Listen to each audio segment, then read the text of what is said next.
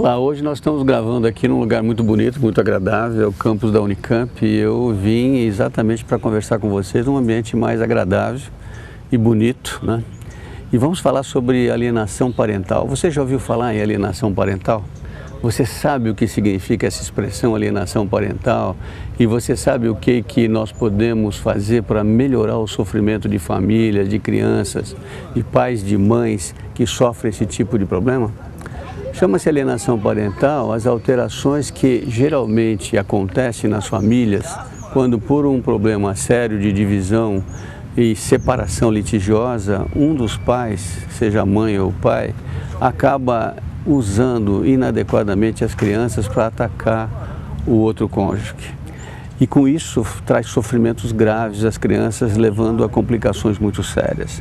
Problemas às vezes que a gente não consegue controlar e que mesmo apesar de ser um crime previsto na lei, a gente consegue evitar. Os próprios juízes não conseguem, muitas vezes, entender que é preciso interferir nisso e é preciso ajudar essas famílias a entenderem que as crianças não podem ser usadas como moeda de troca ou como agressão ao outro lado. Parece incrível, mas existem milhares de famílias com problemas seríssimos desse tipo e que realmente não se dão conta do que vai acontecer com essas crianças no futuro. Os trabalhos mostram que essas crianças podem ter comportamentos muito problemáticos na vida, distúrbios de comportamento, problemas emocionais sérios. Um trabalho recente publicado de segmento de crianças durante 2 décadas mostrou que crianças que passaram um momento de sofrimento desse tipo, ou tiveram estresse muito grande em casa, ou conviveram com novos casais que se juntaram e que não havia entendimento nem respeito por elas, apresentam problemas graves. Por exemplo, um dos dados é que essas crianças podem apresentar 9 vezes mais tendência de suicídio. Elas podem apresentar mais de 20 vezes riscos de serem colocadas com problemas judiciais, de terem que enfrentar cadeia. Grande quantidade de crianças desse tipo que têm dificuldades para progredir, têm dificuldade para ter um bom trabalho e inclusive de um relacionamento conjugal futuro adequado e às vezes, infelizmente, que quando sofreram esse tipo de problema de alienação parental, eles reproduzem e repetem na sua vida de adulto os mesmos problemas que eles tiveram quando eram crianças. As leis são muito claras. Você, quando se separa, ou uma mulher ou um homem se separam, mas tem filhos pequenos, eles precisam entender que as crianças sabem que pode não haver ex-marido ou ex-esposa, mas não existe ex-pai e ex-mãe.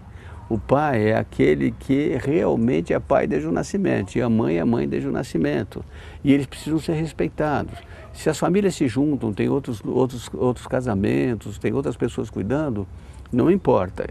Essas pessoas devem cuidar bem das crianças, mas as crianças devem saber que tem o seu pai, a sua mãe, que não estão vivendo juntos, mas que foram responsáveis pelo seu nascimento. E esse problema precisa ser discutido claramente.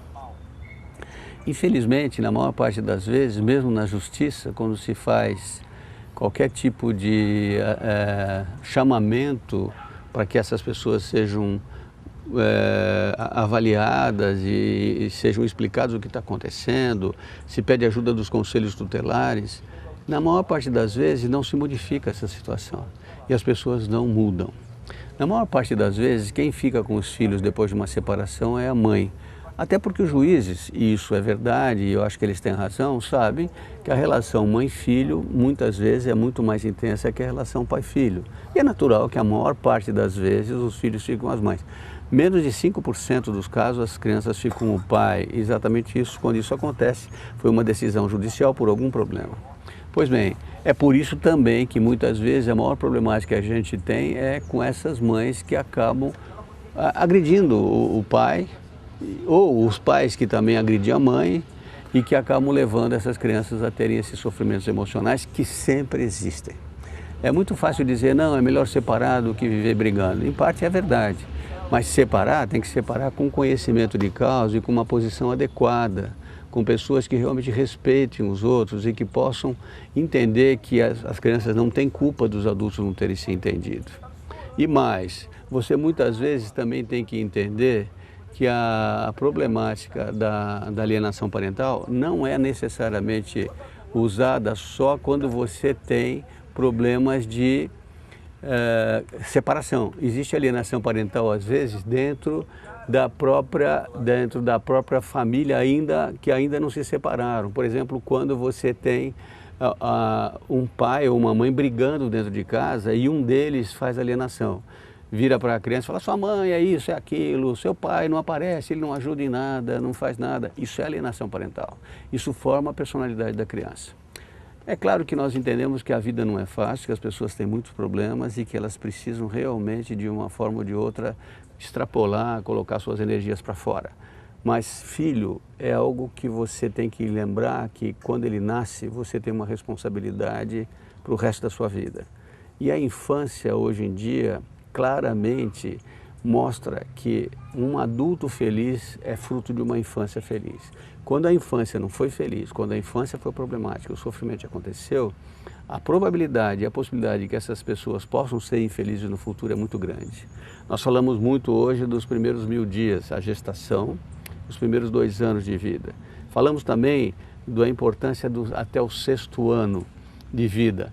É esse período de formação intensa da personalidade e é o momento em que essas crianças precisam entender que problemas existem, mas tem que haver respeito e tem que haver uma forma de a gente conseguir dar carinho. E às vezes temos que ir para a justiça, mas infelizmente, na minha opinião, nem sempre a justiça consegue resolver esses problemas. Aí apareceu a guarda compartilhada. A guarda compartilhada é uma tentativa de mostrar que o poder pátrio tem que ser mátrio, ou da maternidade e da paternidade, da mãe e do pai. E não confundir guarda compartilhada com guarda escalonada. Guarda compartilhada não é dizer que a mãe vai ficar 15 dias com o pai e 15 dias com a mãe. Não, pode até acontecer isso. O que precisa é que os dois, pai e mãe, tenham a responsabilidade de cuidar dessa criança, orientar a vida deles e mostrar como é que eles devem ser cuidados e que tipo de educação eles vão receber. Pai e mãe têm que ter autoridade suficiente para ajudar seus filhos a estudar, a progredir, a conhecer o mundo e a ter uma formação mais adequada. A guarda compartilhada é uma grande solução. Infelizmente, muitos juízes, muitas áreas ainda não estão percebendo a importância da guarda compartilhada para tentar diminuir ao máximo a alienação parental.